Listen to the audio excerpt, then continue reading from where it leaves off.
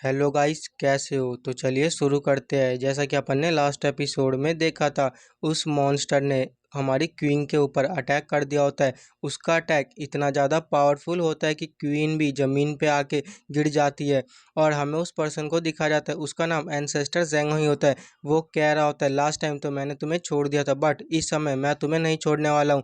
आज तुम और तुम्हारा हेवनली प्लेस दोनों, मैं पूरी तरह से दोनों को एकदम ख़त्म कर दूंगा। और जो मॉन्स्टर मास्टर कुंपिंग होता है, वह भी अपनी सील निकाल लेता है और फिर एंसेस्टर जेंगाई वो कहता है, रुको मैं तुम्हारी हेल्प करता हूँ।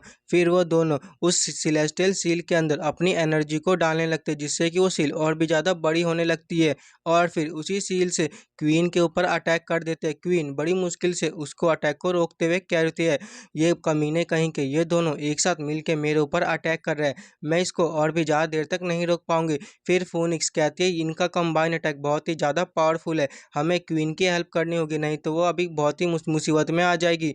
और फिर वह दोनों अचानक से उन दोनों मॉन्स्टर के पीछे आके अटैक कर देते हैं। फोनिक्स कहती है, क्या हमारा अटैक कामयाब हुआ? मुझे तो ऐसा लगता है कि हमारा अटैक उनको जरूर हिट हुआ होगा। फिर दाजी कहते हैं, नहीं मुझे ऐसा नहीं लगता कि उनको अटैक लगा होगा। फिर हमें उन दोनों को दिखा जाता है, जैसे ही वो अटैक उन दोनों को लगने वाला होता है, फिर अचानक से वहां पे एक बैल आ जाती है। दाजी उस बैल को देखकर अपने मन में सोचते, ये बैल तो ईस्टर्न एम्पायर की बैल है, आखिर ये बैल यहाँ पे कैसे आ गई और ये दोनों इस बैल को अपने पास कैसे लेके आ गए।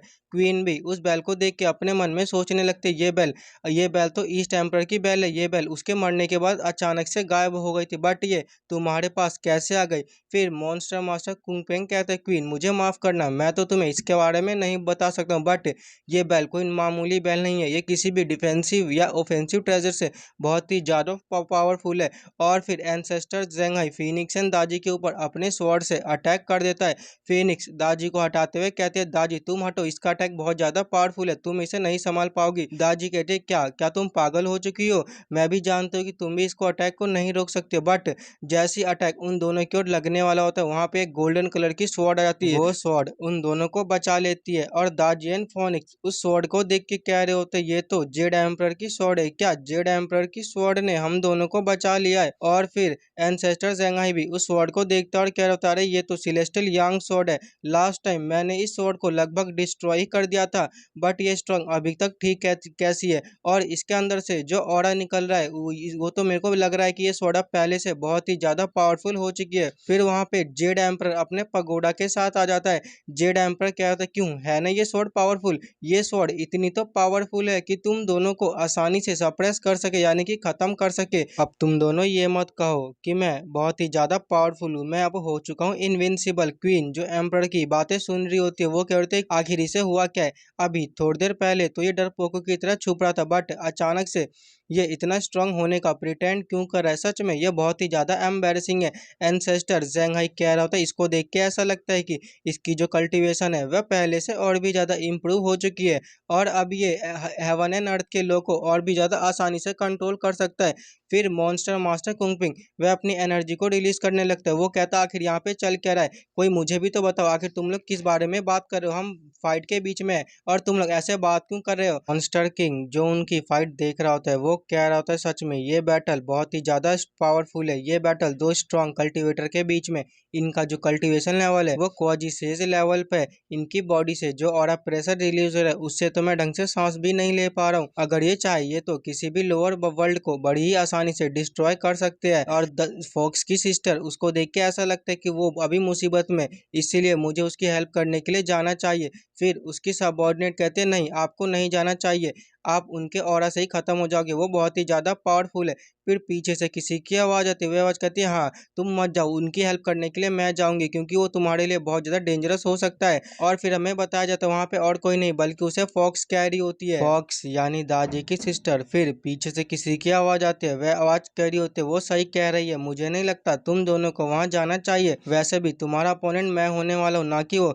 जैसे ही मॉन्स्टर किंग और उसका सबऑर्डिनेट पीछे देखते हमें दिखा जाता है, वहां पे एक बहुत ही ज्यादा पावरफुल और एक बहुत बड़ा पिग आ चुका था। उस पिग की कल्टीवेशन लेवल गोल्डन इमोर्टल पे होती है। वो पिग कहता है, अब तुम लोग मेरे से फाइट करोगे, और वो पिग अपने एक फ्लैग से मॉन्स्टर किंग और फॉक्स के ऊपर अटैक कर देता है। उसका अटैक बहुत ज्यादा पावरफुल होता है। वो पिग अपने फ्लैग को सामने लाके हंसने लगता है और कह रहा होता है, मेरा ये फ्लैग टॉप ग्रेड का ट्रेजर है। तुम जैसे लोगों को तो ये आसानी से खत्म कर सकता है, यहाँ तक कि जो गोल्डन इमोर्टल के जो कल्टीवेटर उनको भी आसानी से खत्म कर सकता है। मॉन्स्टर मास्टर कुंगपिंग, तुम इन दोनों को मेरे ऊपर छोड़ दो, तुम बस अपने मिशन को कंप्लीट करने पे ध्यान दो, मैं इन दोनों को बड़ी आसानी से खत्म कर दूंगा। फिर वह अपने फ्लैग से एक अटैक प्रिपेयर करने लगता है। जैसे ही दाजियन फोनिक्स का ध्यान उस अटैक की ओर जाता है, वो कहते हैं सिस्टर तुम वहां से जल्दी हटो, ये अटैक बहुत ही ज्यादा पावरफुल है, अगर तुम वहां से नहीं हटोगी तो फिर तुम डायरेक्टली मारी जाओगी। लेकिन अचानक से मॉन्स्टर मास्टर कुंगपिंग दादी के सामने आ जाते। वो क्या करता है, लिटिल गर्ल क्या तुम्हें सच में ऐसा लगता है तुम्हारे पास इतना टाइम है कि तुम खुद को छोड़ के दूसरों की ओर देख सकती? ये मत भूलो कि अभी हम बैटल फील्ड में, तुम्हें मेरी ओर ध्यान देना चाहिए। और फिर मॉन्स्टर मास्टर कुंगपिंग वह अपने वहां पे 4 सिंबल पगोड़ा को ले आता है और उसी के अंदर दाजियन फोनिक्स को कैद कर देता है। वो कह रहा होता है ये 4 सिंबल पगोड़ा इतना ज्यादा पावरफुल है कि तुम्हारी कल्टीवेशन को पूरी तरह से खत्म कर देगा। इसके अंदर तुम एक मॉर्टल बन के रहोगे, तुम्हारी कल्टीवेशन 1% तुम यूज नहीं कर पाओगे। तुमने हमारे मॉन्स्टर क्लैन को बिट्रे किया है, यही तुम्हारी असली सजा। अब तुम इटर्नल लाइफ के लिए इसी के अंदर बंद रहो। उस पगोड़ा को देख के क्वीन कहती है आखिर ये पॉसिबल भी कैसे, ये पगोड़ा तुम्हारे पास क्या कर रहा है? काफी लंबे पहले ही मैंने इस पगोड़ा को नॉर्थ सी के अंदर सील कर दिया था ताकि इसका कोई गलत यूज ना कर सके, मुझे बताओ ये तुम्हारे पास कैसे आया? फिर मॉन्स्टर मास्टर कुंगपिंग कह रहा होता है अरे मेरे को तो ये अचानक से मिल गया, मैं तो बस नॉर्थ सी में गया था, मैं तो बस वहाँ पे नहा रहा था और मेरे को ये मिला तो मैं वहां से ये उठा के ले आया। फिर क्वीन कह रही होती है कुंगपिंग मेरी बात ध्यान से सुनो, तुम्हारी फाइट हमारे साथ है ना कि नाइनटेल फॉक्स और उस फोनिक्स के साथ। तुम उन दोनों को जाने दो, अगर तुम उन दोनों के जाने नहीं दोगे तो ध्यान रखना तुम्हारे लिए चीजें और भी ज्यादा बेकार हो सकती है, क्योंकि उनके पीछे एक बहुत ज्यादा पावरफुल मास्टर छुपा हुआ है। कुंगपिंग कह रहा था क्या सच में उनके पीछे पावरफुल मास्टर छुपा हुआ है और इनकी जो कल्टीवेशन लेवल अभी गोल्डन इमोर्टल पे है, और तुम कह रही हो कि मैं इसे टच भी ना करूं, मैं इसे खत्म भी ना करूं?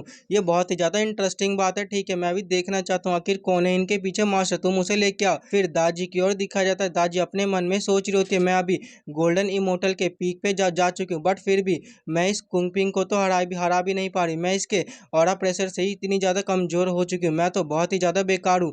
मैंने मास्टर को फॉलो किया और अपनी स्ट्रेंथ को इंक्रीज किया, लेकिन आज ये सब बेकार है। मेरे को देख के ऐसा लगता है कि मैं अब चाहे कुछ भी कर लूँ, अपनी पूरी स्ट्रेंथ को यूज कर लूँ, मैं इस पगोड़ा को कभी भी ब्रेक नहीं कर पाऊंगी, मैं इसके अंदर हमेशा के लिए कैद हो चुकी हूँ। क्या सच में मैं ये फाइट हार चुकी हूँ? अगर मैं ये फाइट हार चुकी हूँ इसका तो एक ही मतलब हो सकता है कि मेरे साथ मास्टर भी हार चुके हैं। नहीं, चाहे कुछ भी हो जाए मुझे ये फाइट जीतनी पड़ेगी, मास्टर के लिए और मॉन्स्टर क्लैन के लिए मैं ये फाइट जरूर जीतूंगी। और फिर वह वहाँ पे किसी प्रकार की डिस्क को ले आती है, उस डिस्क से वह थंडर को अपनी ओर बुलाने लगती है। फिर हमें दिखा जाता है दाजी को उस थंडर से बहुत ही ज़्यादा डैमेज पहुंचता है। वो कह रही होती है मेरी कल्टीवेशन इतनी ज़्यादा नहीं है कि मैं इस मैजिक वेपन को अच्छे से कंट्रोल कर पाऊँ, अगर मैंने इसे और भी देर तक कंटिन्यू किया तो फिर मेरी बॉडी ब्लास्ट हो जाएगी, बट फिर भी मुझे ये करना पड़ेगा, ये इनफ नहीं है, चाहे कुछ भी हो जाए मुझे ये करना ही होगा। और वह फिर से उस डिस्क से थंडर को बुलाने लगती है, उसकी ओर काफ़ी ज़्यादा थंडर गिर रही होती है। वो अपने उंगली पे किसी प्रकार की एनर्जी को गैदर करने लगती है और कह रही होती है चाहे कुछ भी हो जाए मुझे खुद की सेक्रीफाइस देके मास्टर के लिए ये सब करना पड़ेगा। और वह उस एनर्जी को उस पगोडा के अंदर अटैक कर देते हैं, जिससे कि वहाँ पे बहुत ही ज़्यादा पावरफुल ब्लास्ट होता है। एंसेस्टर ज़ेंघाई कह रहा होता है कुंगपिंग आखिर ये कर क्या रही है, क्या तुम इसके बारे में जानते हो? कुंगपिंग कह रहा होता है इसको देख के ऐसा लगता है कि ये उस कद्दू के अंदर, तो गाइस इसे कद्दू बोलते हैं, क्या बोलते हैं मैं नहीं जानता, मैं इसे कद्दू बोलूँगा, अगर आपको जानते हो इसे क्या बोलते हैं तो मुझे कमेंट में बता सकते हो। तो चलिए आगे बढ़ते हैं। कुंगपिंग कह रहा होता है जैसा कि तुम देख सकते हो उस कद्दू के अंदर ये बहुत सारी इलेक्ट्रिसिटी को अंदर जमा कर रही है, जिससे कि इलेक्ट्रिसिटी अंदर इकट्ठा हो जाएगी और वह उन सभी से हमारे ऊपर अटैक कर देगी। सच में ये बहुत ही ज़्यादा इंटेलिजेंट है। फिर हमें दाजी को दिखा जाए, दाजी उस डिस्क की हेल्प से उसी कद्दू के अंदर और भी ज़्यादा इलेक्ट्रिसिटी को अंदर जमा करने लगती है। कुंगपिंग कह रहा होता है चाहे कुछ भी हो जाए हम इसे और भी ज़्यादा देर तक जिंदा नहीं रहने दे सकते, हमें इसे ख़त्म करना होगा। और वह कुंगपिंग दाजी की ओर एक बहुत ही ज़्यादा पावरफुल अटैक कर देता है, उसमें से एक बहुत ज़्यादा पावरफुल स्नेक निकल के दाजी की ओर अटैक करने वाला होता है। तो गाइस इसी के साथ ये एपिसोड खत्म होता है। वीडियो कैसे लगी कमेंट में जरूर बताइएगा, तब तक के लिए बाय बाय गाइस।